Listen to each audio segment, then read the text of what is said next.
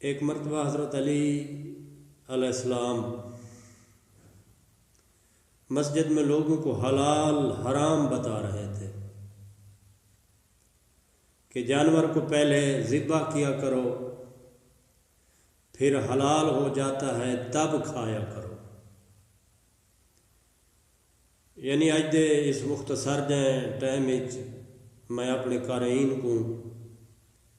دراصل ایک بات بتانا چاہتا ہوں کہ ہر جانور کو ذبح کیا جاتا ہے۔ جانوروں میں سے، حلال جانوروں میں سے مچھلی وہ واحد جانور ہے جس کو ذبح نہیں کیا جاتا، جو جیسے دریا سے نکلتی ہے ویسے ہی اس کا گوشت بنا کے کھایا جاتا ہے، اور اسلام میں وہ حلال بھی ہے اور جائز بھی ہے۔ تو میں یہ بتانا چاہتا ہوں مولا علی علیہ السلام کی زبانی کہ مچھلی کو ذبح کیوں نہیں کیا جاتا۔ جب مولا نے کہا نا کہ ہر جانور پہلے ذبح کیا جاتا ہے پھر حلال ہو جاتا ہے تب کھایا جاتا ہے، تو صاحب کتاب نے لکھا ہے کہ مسجد کے ایک کونے سے ایک آدمی اٹھا اور نزدیک جا کے مولا کے قدموں پہ ہاتھ لگایا، قدم بوسی کیا اور سوال کیا، مولا آپ فرما رہے ہیں کہ ہر جانور کو ذبح کیا کرو تب حلال ہوتا ہے، تب کھانے کے قابل ہو جاتا ہے۔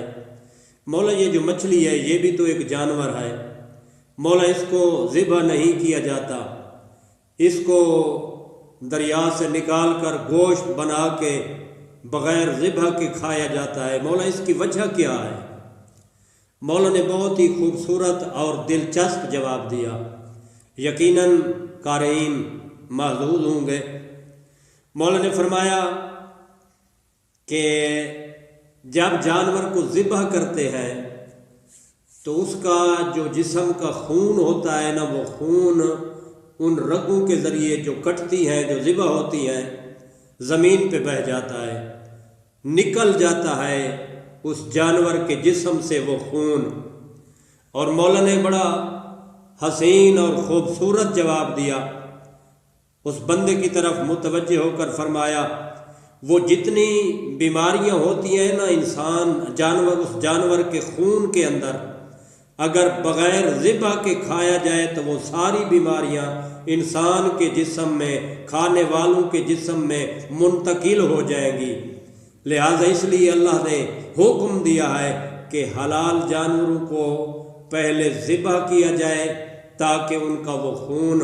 زمین پہ نکل جائے۔ اس نے سوال کیا تھا مولا مچھلی کو ذبح کیوں نہیں کیا جاتا؟ مولا نے بہت ہی خوبصورت جواب دیا، مولا نے فرمایا مچھلی جب پانی سے باہر نکلتی ہے تو اس کا وہ جو خون ہوتا ہے جو جانور کا ذبح کے ذریعے نکالا جاتا ہے، مچھلی کا خون پانی سے نکلتے ہی اس کے منہ میں جمع ہو جاتا ہے۔ اور مولا نے فرمایا جب مچھلی کا گوشت بنایا جاتا ہے، وہ ٹکڑا منہ کا جس میں خون جمع ہوتا ہے وہ اس گوشت سے علیحدہ کر دیا جاتا ہے، باقی جو مچھلی، باقی جو گوشت بچ جاتا ہے، باقی رہ جاتا ہے، وہ حلال بھی ہے اور بیماریوں سے پاک بھی ہے۔ سبحان اللہ۔